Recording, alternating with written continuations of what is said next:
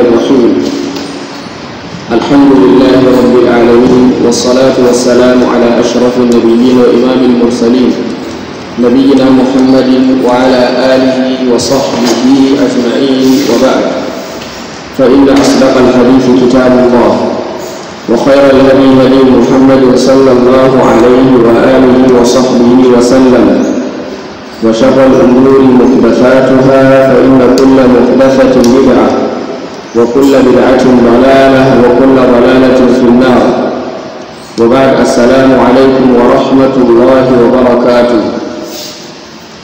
muna jaddada godiya ga Allah subhanahu wa ta'ala, wanda cikin ni'imar shi da falalar shi ya kaddarta wannan safiya ta 23 ga watan Ramadan, hijirar Annabi sallallahu alaihi wasallam daga Makka zuwa Madina shekara 1441, wanda ya daidai da 15 ga watan 5 shekara ta 2020. Allah cikin ikon shi da yardan shi ya sake haɗa mu a wannan masallaci mai albarka, masallacin juma'a na jama'atu izalatul bid'a wa iqamatus sunna na garin Duku, anguwar Gwana, domin ci gaba da karatunmu na tafsirin alqur'ani mai girma a cikin suratul an'am.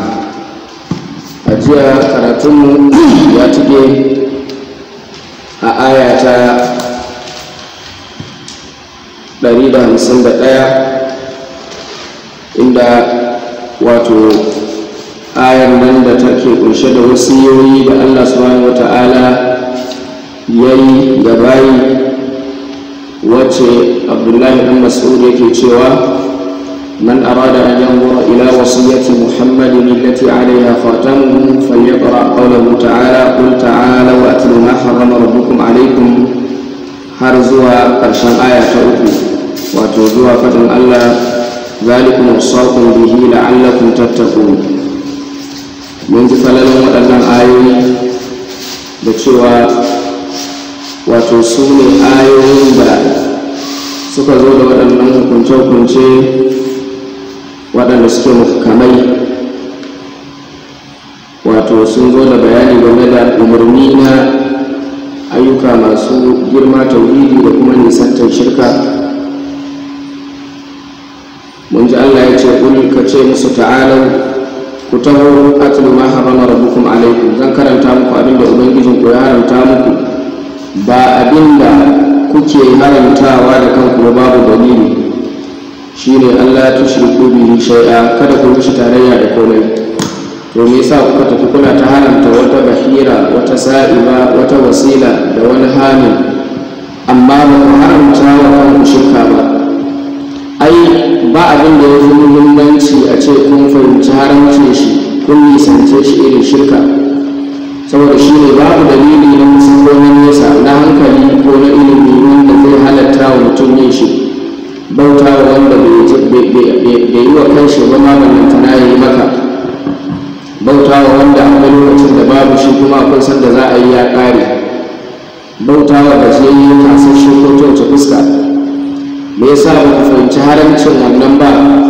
kuka tanadi gumaka kuna bauta musu, abin da kuka sassaƙa da hannayenku, kuka yi su da sura irin wacce kuke so, kuka ajiye su a inda kuke so, sannan kuka zaɓi abin da za ku riƙa yi musu na bauta kamar yadda kuke so.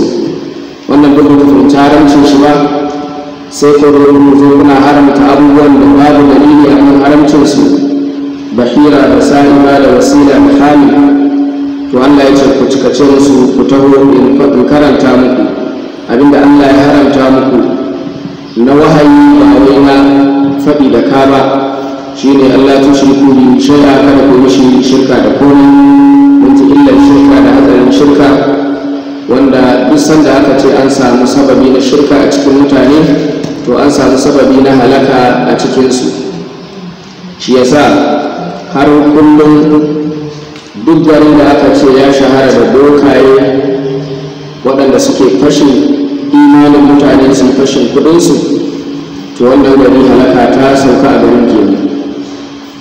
a yanzu sakamakon rauni na sanin ilimin addini da rauni na sanin aƙida da addini, sai ka ga mutum yana kyamar yayi makwabtaka da mashayin giya ko kuma gidan giya.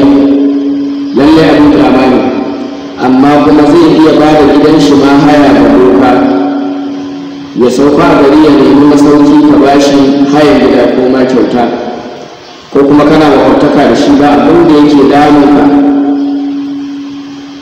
tattare da cewa hatsarin boka ɗaya a gari ya fi hatsarin gidajen giya 100, saboda wanda ya je sha giya ya yi babban zunubi ne, zai dawo kuma bayan ya dawo hayyacin shi da dama. Sannan wanda misali ya je ya sha giya ya yi ɓarna ne na kuɗi da dai sauransu, amma wanda ya je gidan boka baya fita lafiya. Da zarar mutum ya shiga gidan boka, to ko bai gaskata shi ba, idan ya je da nufin ya gaskata shi, ko da bai gaskata shi ba, annabi ya ce ba za a karɓi sallar shi ba ta kwana 40. wannan wani irin asara ya wuce wannan? Idan kuma ya gaskata shi, to ya kafirce da abin da Allah ya saukar wa annabi Muhammad sallallahu alaihi wasallam, ma'ana ya zama kafiri, ya fita daga musulunci. Sannan mutum ba zai shiga gidan boka ba face sai mutuncin shi ya zube, musamman mata waɗanda idan suka shiga gidajen bokaye, galibi bokayen na neman su alfasha da su. Wannan ya faru ba sau ɗaya ba sau biyu ba, wanda ya wuce a ce wani ya yi shakkan shi. Duk matar da take mu'amala da bokaye, take shiga wurin bokaye, to zai yi wuya ta kubuta daga zinan ma irin zinan da wato za a yi shi tare da surkulle da wasu abubuwa na shirka. Shi yasa boka da ya gano matar da yake so, to ya dinga janta da ba ta tsoro ta yadda ba za ta daina zuwa wurin shi ba. Saboda haka daga mutum ya shiga gidan boka, mutuncin shi ya zube a duniya, ba wanda zai ƙara ganin shi da mutunci ko daraja, matuƙar an san abin da yake yi. Sannan abu na gaba daga cikin abubuwan da suke samun mutum idan yana mu'amala da bokaye, shi ne ya dinga asara kenan na dukiya. Saboda bokan nan da ya zauna ne saboda ba abin da zai yi ya ci abinci, shi yasa ya zauna yana jiran ka zo ka kawo mishi abin da zai ci, shi ma zaune ne. Saboda haka duk sanda ka zo ko kika zo, to zai kokari ya cika ki da tsoro da firgici, ya nuna miki cewa halaka ta tabbata gare ki idan ba ki kaza ba. To daga lokacin da tsoro ya kama mutum, kuma komai aka ce ya kawo zai kawo. To haka nan dama Allah yake dora azzalimi akan azzalimi. Boka azzalimi, ita wacce ta je ko wanda ya je shi ma azzalimi, sai Allah ya dora boka akan wannan azzalimin su ta zalunta juna, kamar yadda shi ma bokan an dora wani azzalimin akan shi, wanda da su da shedanu suna ta wahal da shi. Sannan wani muhimmin abu da ya kamata masu zuwa gidan boka su sani shi ne, duk abin da kake nema idan ka je gidan boka, asali ka daga ɗan bane na wato kama hanyar rasa shi. Saboda asali ka je ne inda babu mallaki, ba mai mallakan abin ba ne. Shi kan shi ba yana da damar ya mallaka maka, to da kan shi zai fara mallakawa. In mulki ne, idan dukiya ce, kuma mene ne. Sannan yana daga cikin wani abu wato wanda ya kamata a fahimta, duk wanda ya je gidan boka, to sai ya dawo da tsarabar shedanu aljanu masu cutarwa. Saboda shi boka a zaman shi nan da yake yana bauta ne da wasu shedanun da yake bauta wa manyan aljanu ne waɗanda suke da mulki da iko a kan ƙananan aljanu. Duk abin da manyan aljanun nan za su nemi a yi, za su sa a yi, a yanka dabba kaza, ko kuma a zubar da jini iri kaza, kai ko a kashe mutum, ko a binne dabba da ranta, ko a yi rubutu da jinin haila, ko a taka Qur'ani a jeban daji, ko a daina sallar la'asar, ko kuma a yi zane da muharrama ko mahaifiya, da sauran irin abubuwan da shedanu suke umurtan bokaye su aikata. To wannan abin da boka yake yi galibi yana yi don bauta da wancan babban shedani. Sai wancan babban shedani shi zai lura abu idan ya zama sunan shi lura. Su kuma ƙananan ba abin da suke samu, sai dai za a tilasta su yi aiki. To kullum cikin jin haushi suke yi, suna jin haushin ubangidansu in ya tilasta su yi wa wani mutane aiki. In ana so a kashe wani, to su za su je su kashe shi. In ana so a haukata wani, su za su je su haukata shi. in ana so a sa shi ya ta asara su za su je su yi ta mishi asara da dukiya. Duk abin da ake so in ana so a raba shi da matar shi su za su rika zuwa suna bayyana a gaban shi a lokacin da zai haɗa ido da matar shi, sai su bayyana da wata sura nuna ne don tsoro. In ta buɗe ido sai ta rika ganin su ba shi ba, har sai ta gamsu cewa shi ne yake haka, sai zama ya gagara. To su waɗannan ƙananan su suke wannan, kuma wahala kawai suke, ba abin da suke samu. Na haka kullum cikin jin haushi suke na boka, suna jin haushin ubangidansu, to ba sa iya ɗaukar fansa a kan ubangidansu. Saboda haka tsakanin boka da waɗanda suke zuwa wurin shi aiki a nan suke kwancewa. Shi yasa duk inda ka ga boka sai ka gan shi da nakasu da tawaya a rayuwar shi, sai ka gan shi ba shi da cikakken hankali, ko ba shi da cikakken lafiya, ko baya haihuwa, ko kuma duk sanda ya haihu ɗan sai ya zo da wani nakasu, gurgu ko mahaukaci ko na abu makamancin haka, ko kuma daga ya haihu a kashe ɗan.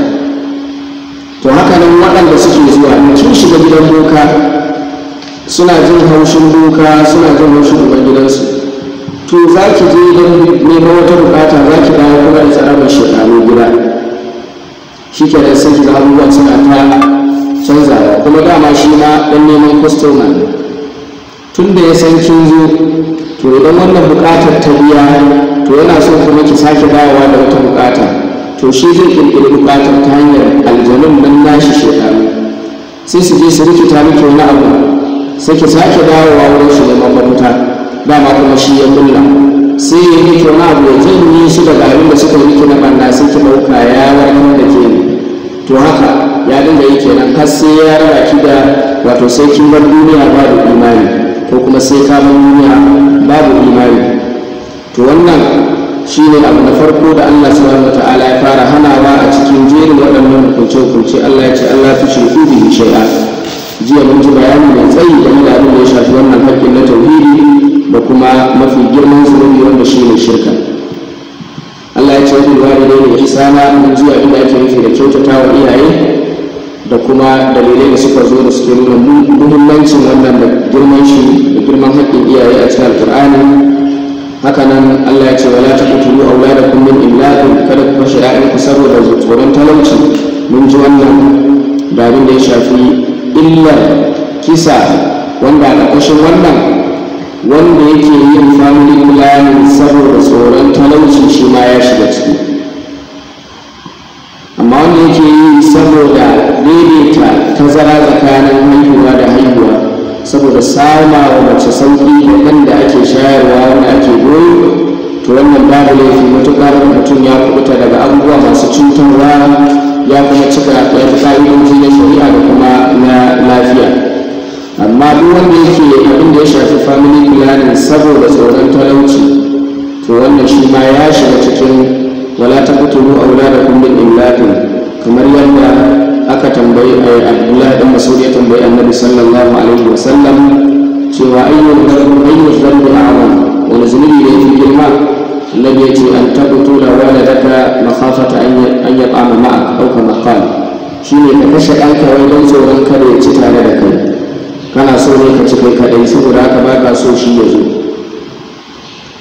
ولا تقتلوا أولادكم من إملاق نحن نرزقكم وإياهم ولا تقربوا الفواحش ما ظهر منها وما بطن. ألا تكدم كسنشاء الفحشاء فيه لنبوه ولا تقتلوا النفس التي حرم الله إلا بالحق. kada ku kashe rai wacce Allah ya haramta kashe ta sai da haƙƙi. To wannan duka mun ji bayanai a kan su jiya, insha Allah a yau za mu dora. Yace zalikum wasaqum bihi la'allakum ta'qilun. To bayan nan sai Allah subhanahu wata'ala ya ci gaba da bayanin wasu wato munanan ayyukan yana hani yana gargadi a kansu. Allah ya ce أعوذ بالله من الشيطان الرجيم ولا تقربوا مال اليتيم إلا بالتي هي أحسن حتى يبلغ أشده وأوفوا الكيل والميزان بالقسط لا نكلف نفسا إلا وسعها وإذا قلتم فاعدلوا ولو كان ذا قربى وبعهد الله أوفوا ذلكم وصاكم به لعلكم تذكرون. تذكرون. Allah ya ce wala taqrabu malal yatim, kuma kada ku kusanci dukiyar maraya illa billati hiya ahsan, sai da abin da yake mafi kyau. Abin da yake mafi kyau shine ku kusanci dukiyar da nufin haɓaka dukiyar da kare dukiyar da gyara dukiyar. Allah bai ce illa billati hiya hasan ba, sai ce hiya ahsan.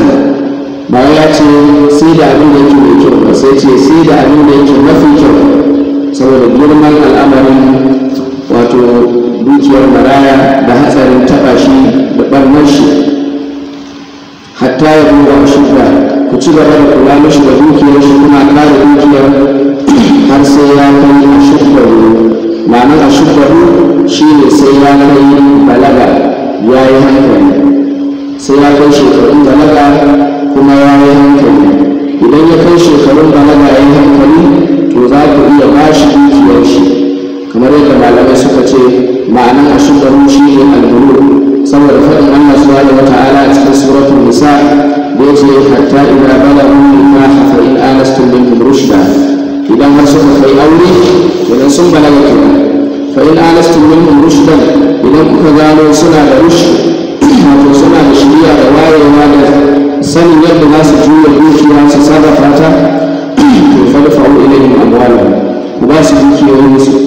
saboda haka cewa hatta ruwa shudda, hatta dinnan wato lilgaya mafhumin wato ba ta da mafhumi. hatta ruwa shuddahu, to kenan idan suka kai fadfa'u ilayhim amwalahum, kamar yadda ya cikin wancan. ba wai ana nufin wala taqrabu malal yatimi illa billati hiya ahsan hatta ruwa shudda, wato kada ku kusanci dukiyar maraya sai da abin da yake mafi kyau har sai ya kai shekarun balaga, sannan sai ku daina kusantar shi da mafi kyau. ba wannan ake nufi ba, wannan mafhumul ghaib ba shi ake nufi ba. ana nufin hatta ruwa shuddahu, har sai ya kai shekarun balaga ya yi hankali, to sai ku ba shi dukiyar shi. shekarun balaga a wurin malamai wato yana nuna ko kuma balaga yana bayyana da alamomi daban-daban. daga cikinsu akwai fitan gashi, musamman a mara, hakanan a hammata, hakanan akwai mafarki. idan yaro ya mafarki yana tunani, to wannan alamar cewa ya balaga kenan. hakanan yarinya karama idan ta fara haila ko kuma an mata aure sai ta ɗau ciki, to wannan ta balaga kenan. mafi yawan malamai suna ganin cewa shekarun da mutum zai kai ko da waɗannan ba yi la'akari da su ba ya zama ya balaga su ne shekaru 15, kamar yadda ya tabbata wato a hadithin Abdullahi dan Umar. ya ce lokacin yakin Uhudu annabi sallallahu alaihi wasallama ya mai da ni da yadda na je yakin ba saboda yana gaban balaga, amma lokacin yakin Khandaq sai ya gan cewa na balaga, sai ya gane dama. shekarun shi a lokacin yakin Khandaq 15 ne. ba haka malamai da yawa suka tafi akan cewa shekara 15 shi ne shekaru na balaga.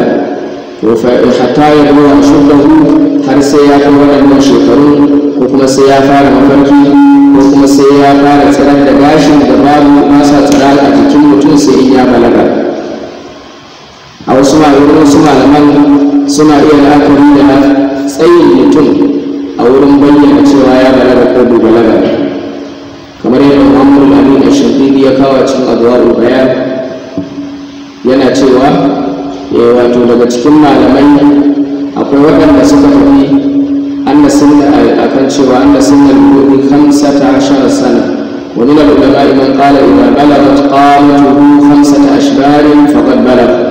idan tsayin shi kai shibr guda biyar, shibr shine tako daya, wato tsakanin babban yatsa da yatsa mafi tsayi. idan har tsayin mutum ya kai waɗannan guda biyar suna cewa ya balaga.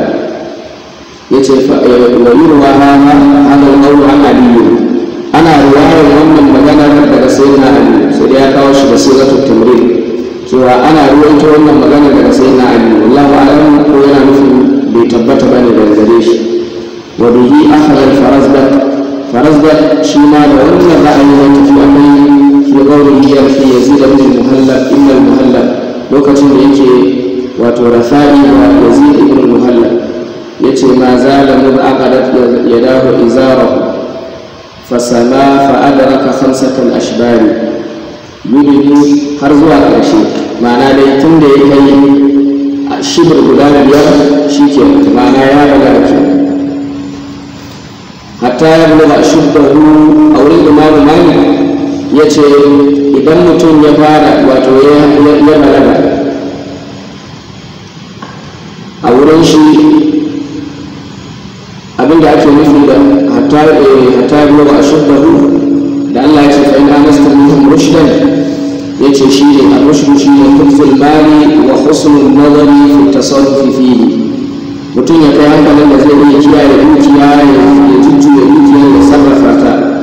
wa in kana fasikan sharriban, ko da fasiki ne mai shan giya to a malikiyanci za a iya ba shi dukiyar shi da zarar ya kai shekarun balaga zai iya sanin abin da zai kare dukiya kuma yadda zai sarrafa.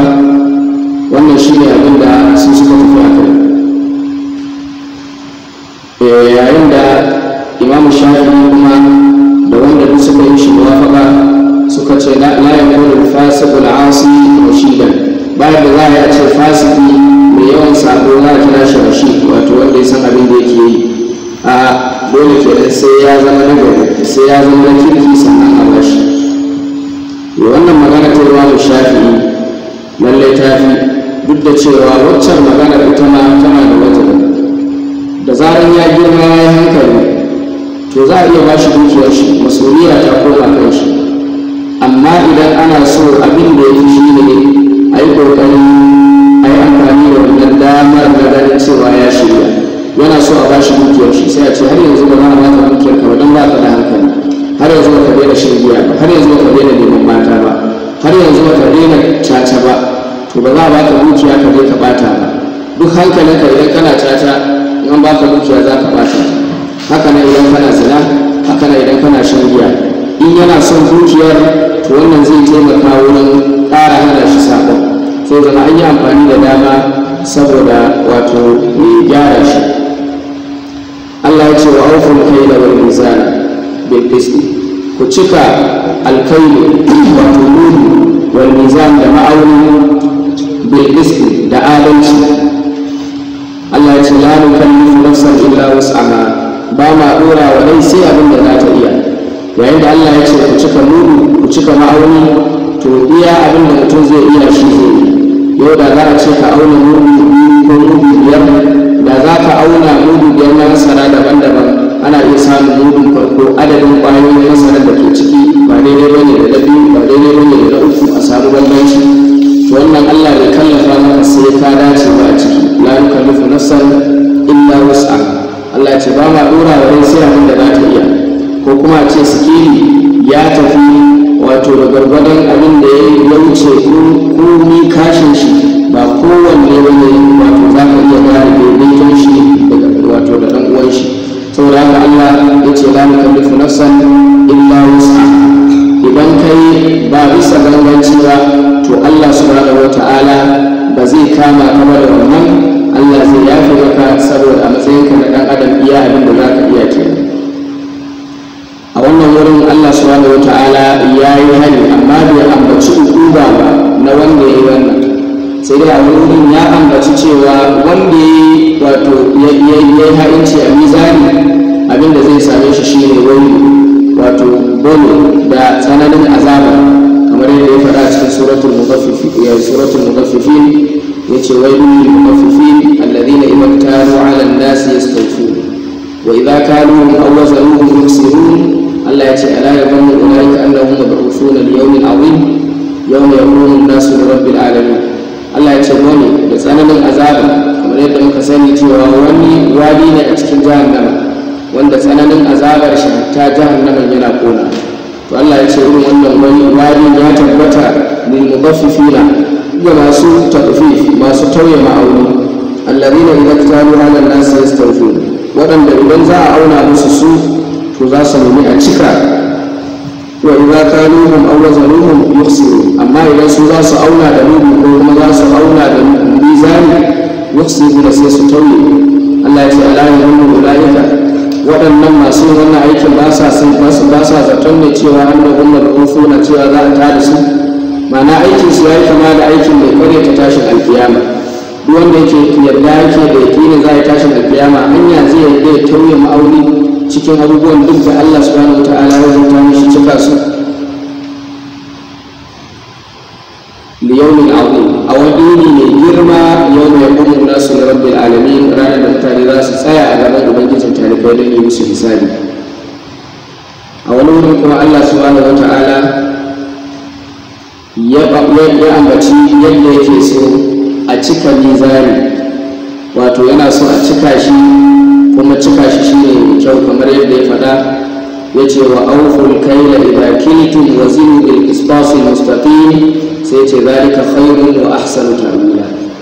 ku cika mudu idan kun auna wa zinu bil qisṭasil mustaqim, kuma ku auna da sikeli wanda yake mai daidai wanda babu alhusa cikin shi. Allah ya ce zalika yin haka gare ku khairun shine alkhairu wa ahsanu ta'wila, kuma shi kyakkyawan karshe, ma'ana wanda ya wannan karshen shi ba zai muni ba saboda yayi abin da Allah subhanahu wata'ala yake so.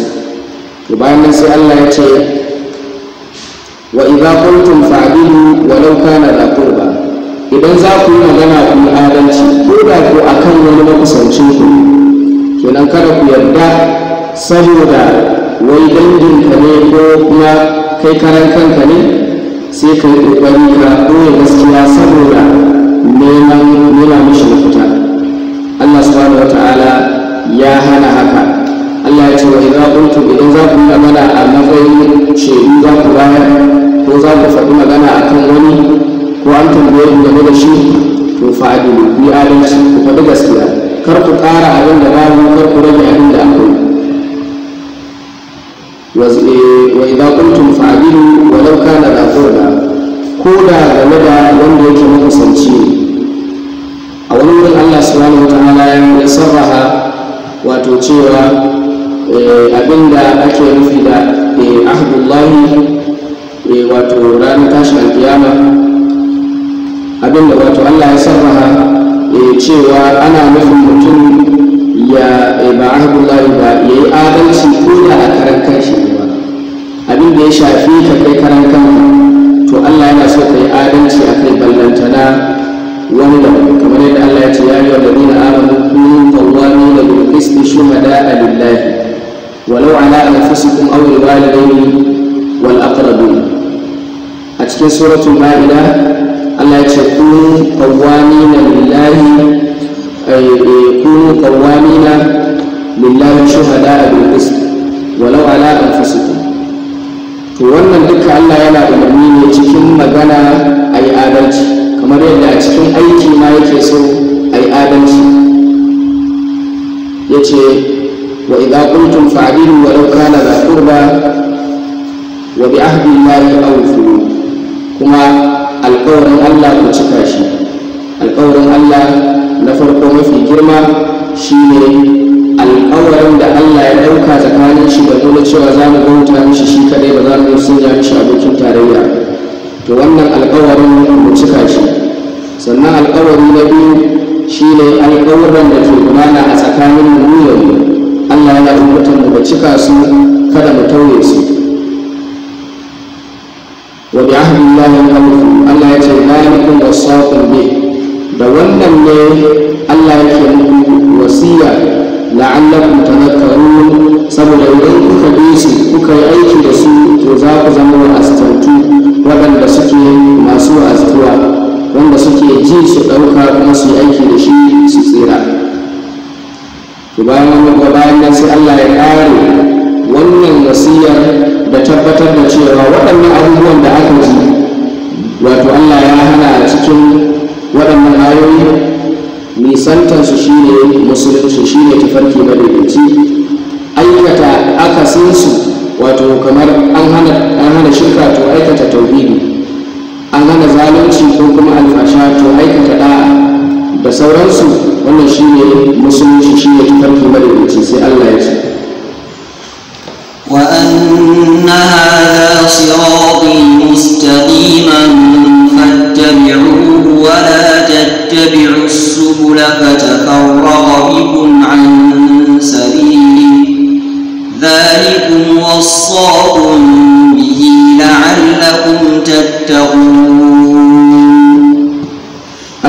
wa anna hadha siratun mustaqim kuma wasiyar wato ta gaba shine cewa lallai wannan hada wato wannan musulunci siratun mustaqim shine tafarki na mai kakki fattabi'uhu ku bi shi wala tattabi'u subula kada ku bi ɗan ƙananan hanyoyi da za su sa ku ratse fatafarraqa bikum an sabili sai waɗannan hanyoyin su raba ku da hanyar Allah. Allah ya ce zalikum wasaqum bi da wannan ne Allah yake muku wasiya la'allakum tattaqun saboda ku samu takawa, ku samu kariya daga azabar Allah, ku samu kariya daga azaba. Wannan ayar Imam Ahmad ya ruwaito daga Abdullahi dan Mas'ud yana cewa khata Rasulullahi sallallahu alaihi wasallam khattan bi yadihi, annabi ya zana wani layi da hannun shi a ƙasa mai miƙaƙƙe sun maƙala sannan ya ce hada sabilullahi mustaqima, wannan shi ne tafarkin Allah miƙaƙƙen nan. Wa khata an yaminihi wa shimalihi, sai ya jajja ɗan layuka a dama da hagun wannan miƙaƙƙen layin sun maƙala sai ce hadhihi subul, waɗannan kuma su ne su ma'ana kenan a cikin ayar nan da Allah ya ce wa anna hadha siratun mustaqiman, to siratun mustaqim shine miƙaƙƙen hanyar nan da Allah ya ce fattabi'u ku bi shi wala tattabi'u subul, kada ku bi ɗan ƙananan hanyoyi wanda za su sa ku ratse, to su ne waɗanda annabi ya kwatanta su da zane dama da hagu akan wannan daga wannan miƙaƙƙen layi. Ya ce laysa minha sabilun, cikin ɗan ƙananan hanyoyin nan babu wata hanya illa alaihi shaytanun yad'u ilayhi, face akwai wani shaytani da yake kira zuwa gare shi. ثم قرأ وأن هذا صراط مستقيم فاتبعوه ولا تتبعوا السبل فتفرق بكم عن سبيله. sai annabi ya karanta wannan ayar.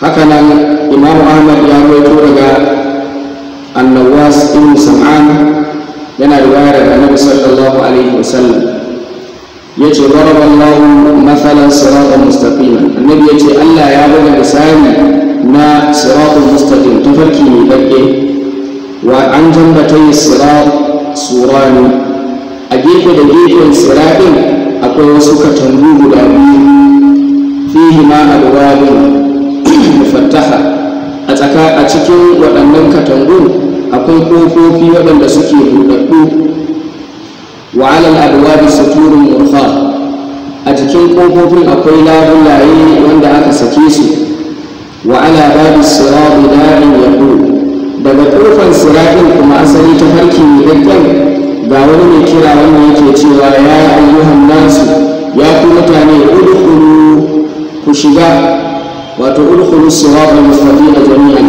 ku shiga tafarki na daidaici gaba ɗayan ku, wala ta'ruju, kada ku wato haura, kenan ku bar dukkan wata hanya banda wannan. Wada'in yadu, wani mai kiran kuma yana cewa yana kira min jawfi sirat, daga cikin siratin shi ma yana kira.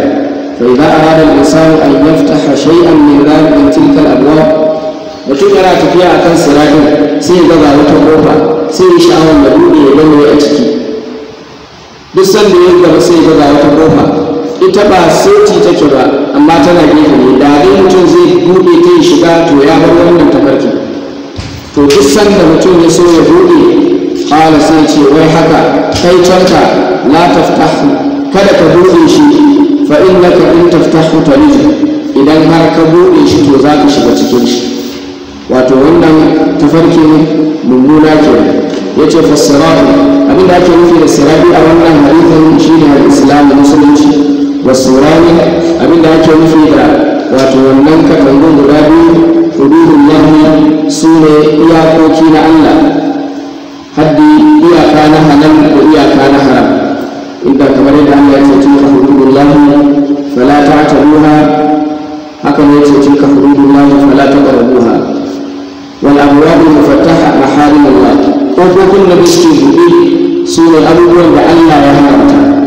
وذلك الداعي على رأس الصراط كتاب الله، من كلا لكفرقا صراط المشي لكتاب الله والداعي من فوق الصراط واعظ في قلب كل مسلم wannan da yake kira daga saman sirari shi kuma shi ne mai wa'azi a cikin zuciyar kowane musulmi wanda daga zarar ka nufo abu mai kyau zai ce maka wannan abu mai kyau ko kuma ka nufo abu mummuna zai ce maka wannan mummunan abu shi ne annafsul mutma'inna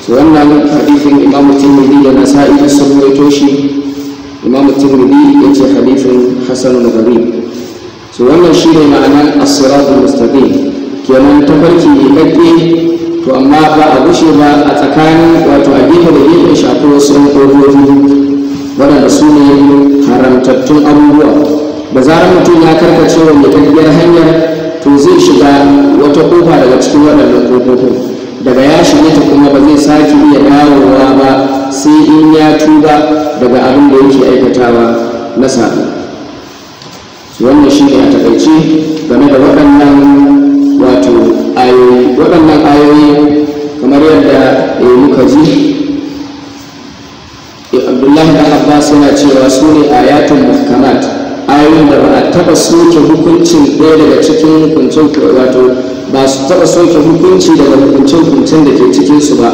a dukkan shari'o'i da aka saukar na annabawa tun daga farkon manzo har zuwa manzon ƙarshe waɗannan hukunce suna cikin kowace shari'a kenan suna cikin shari'a annabi Nuhu, annabi Salihu, annabi Hudu, annabi Ibrahim, annabi Musa, annabi Isa da sauransu haka nan sun ga suna a cikin shari'a annabi Muhammad sallallahu alaihi wasallam shi yasa Abdullahi ibn Abbas yake cewa su ake nufi a cikin suratu Ali Imran hunna ayatun muhkamatun hunna ummul kitab ayatun muhkamat yace waɗannan ayoyi ake nufi kun ta'ala wa ma harama rabbukum alaykum alla tushriku bihi shay'a har zuwa ƙarshen ayoyi yace su ake nufi saboda ayoyi ne muhkamai ba taɓa soke wani hukunci daga hukuncen su ba tun daga farkon wato sanda Allah ya fara saukarwa manzanni da shari'a har zuwa manzon ƙarshen da Muhammad sallallahu alaihi wasallam kuma shi yasa Abdullahi dan Mas'ud yake cewa duk wanda ya so ya ga wasiyar Annabi sallallahu alaihi wasallam wacce ya kare a kanta wacce ya mata stami ya yarda da ita babu shakka to ya karanta waɗannan ayoyi daga farkon su har zuwa aya ta 3 wallahu ta'ala a'lam za mu dakata a nan abinda muka karanta dai Allah ya ba mu ladan shi ba mu aiki da shi abinda muka yi kurakurai Allah ya gafarta mana kurakuran mu ya ba mu ikon fahimtar su kuma ya ba mu ikon gyara su